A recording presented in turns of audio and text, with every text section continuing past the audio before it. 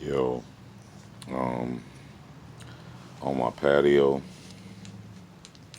um, taking a little break, finna head back out, pay some bills, run some errands, but I just wanted to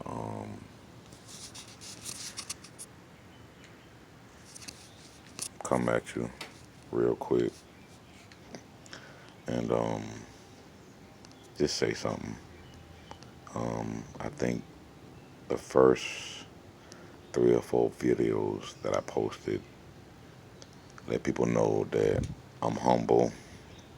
Um, Number one priority with me is self-preservation.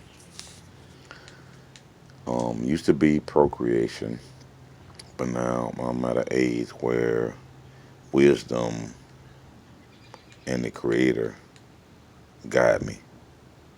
So I got off the fact that I need to have a son or a daughter to carry on my bloodline. Um, it's just I don't know. Um, I got to the point where I can't even be no stepdaddy. Because I feel like if a female she was with a dude, especially if she was with him for a minute and they was raising a child, I'm not gonna say it's either one of them fault. It's not his or hers, but they made that child together, so it's not for another man in this day and age. I had a stepfather. My mom met my stepfather when I was 9 years old, and they was together until he passed at four. I was 42, 33 years. They met in 1975, and he passed away in 2008. Um, they met at a famous nightclub in Boston called My Ladies Lib on Blue Hill Ave, near the corner of Blue Hill and Morton Street, right on the verge of where Mattapan turned into Dorchester. So all my 617 people out there in YouTube land, if you're from the Bean, you know what that is. You know what I mean? 617, born and bred.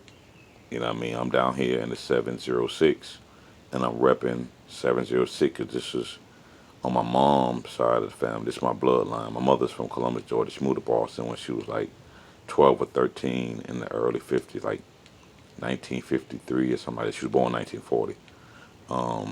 So my roots is from down here, Alabama, Georgia, on my mama's side. And my daddy, I know him, but he wasn't there. So I know him. I spent time. I lived with him back home in Boston, but he was originally from North Carolina. He moved to Boston young. Back then, a lot of blacks in these southern states was migrating because that Jim Crow segregation, it was all out season. You think the police is killing young black youth now? Just imagine, the civil rights era and pre-civil rights era when the laws still don't recognize it, but I'm talking about it was more in your face. Now you'll have a black lawyer and a black judge and black prosecutor and maybe even an all black jury. You know what I mean? But it's still the same system. People talking about it's broken. No, it's working how it was designed to work. You know what I mean? It wasn't designed for you in mind. African American, black, colored, Negro, none of those words have a legal standing in the judicial system of the United States or their territories. Guam, Puerto Rico,